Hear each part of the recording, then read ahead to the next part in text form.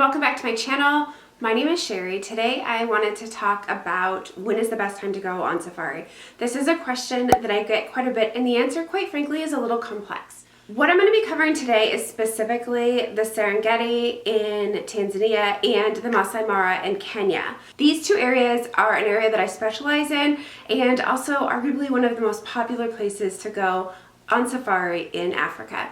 So this region really has two seasons. So it has a wet season, some people call it the green season, and of course the dry season. The wet season goes from November-ish to May-ish. The heaviest rains you're gonna find between April and May.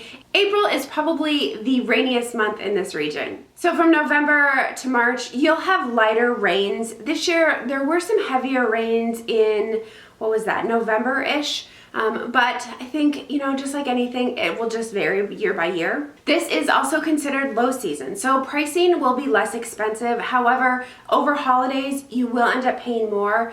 And because it's low season, it's also less crowded. But once again, you will find more people around the holidays. During this time, the grasses will start to bloom, and by the end of the wet season, there'll be tall grasses. The acacia will start to bloom. Everything will really come to life. You'll see more flowers blooming. And it is a really pretty time, but those higher grasses also allow for more places for the animals to hide. If you have a good guide, it really doesn't matter because a good guide will know where to find the animals regardless. But if you don't have a good guide, if maybe you're not working with a reputable tour operator, you might not see as many animals during this time. Also during this time, not all resorts are open. So some of the temporary resorts do close during this time. Some of the other resorts just close because there's not enough animals there. There's not enough people traveling. So you can be a little bit more limited about where you can stay. And then there is the dry season. So the dry season goes from June to October. This is also considered the high season, and it will be more expensive and it will be more crowded. It coincides with summer break for most of North America and Europe. So, people go on summer vacation and it'll just be busier. But this is also an easier time to see wildlife. There aren't as many places for the animals to hide. Also, water, because it's the dry season, is more scarce. So you'll see a lot more animals crowded around watering holes, which does lead for some great viewing. It can be difficult to figure out where you're going to stay based on the time of year you're going. Some of this will coincide with the Great Migration. It can be difficult to figure out where exactly you should go to see the animals when you are on safari. The best advice I can give you is to work with a travel agent. Work with a travel agent who not only books safaris and has contacts, but has also traveled to this area and really has the expertise to plan a trip, because the last thing you want to do is to plan this trip of a lifetime and it doesn't go as planned. Maybe you're staying someplace that is not where the animals are. It was cheap. You opted to go that way. So the best piece of advice I could give you is to work with a travel agent who's experienced in this area. Okay, so let's go kind of month by month and the pros and cons of every month. Keep in mind that this area is very diverse and conditions can vary year by year. So January, February, and March. During this time, there are light showers, but also a very lush landscape. You're in wet season, rainy season, and things have just bloomed. It's really, really pretty, but that does lead to animals being able to hide in certain places. From late January to the middle of March is calving season. So this is a time where about 500,000 wildebeest are born across the plains.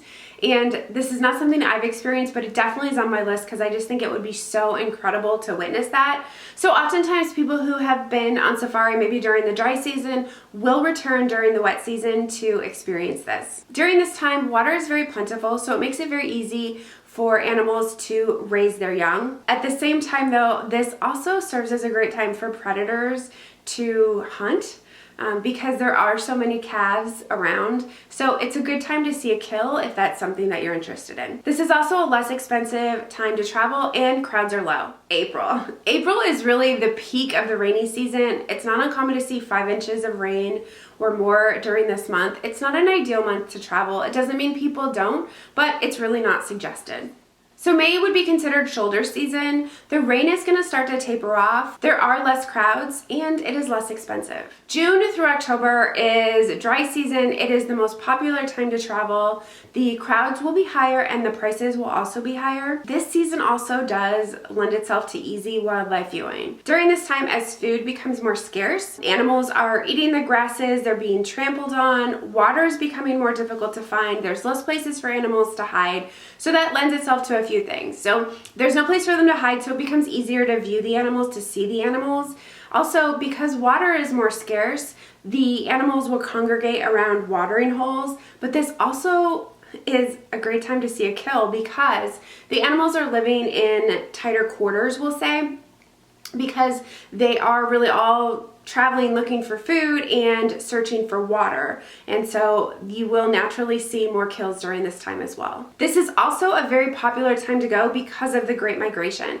So the wildebeest and the zebras will be heading north, and this is where you'll see them cross the rivers. So this is very popular to see. They'll cross the Grometi River and the Mara River. This is often where they don't make it across. So if you've seen a National Geographic film about the Great Migration, they'll show the animals being eaten by the crocodiles as they cross the river, and this is something you can see during this time as well. And then November and December. This is the start of the rainy season. This is where you'll see the grasses grow, the flowers bloom, and the acacia start to really come alive. If you are a bird watcher, this is a great time to visit as birds will start to migrate back to the Serengeti.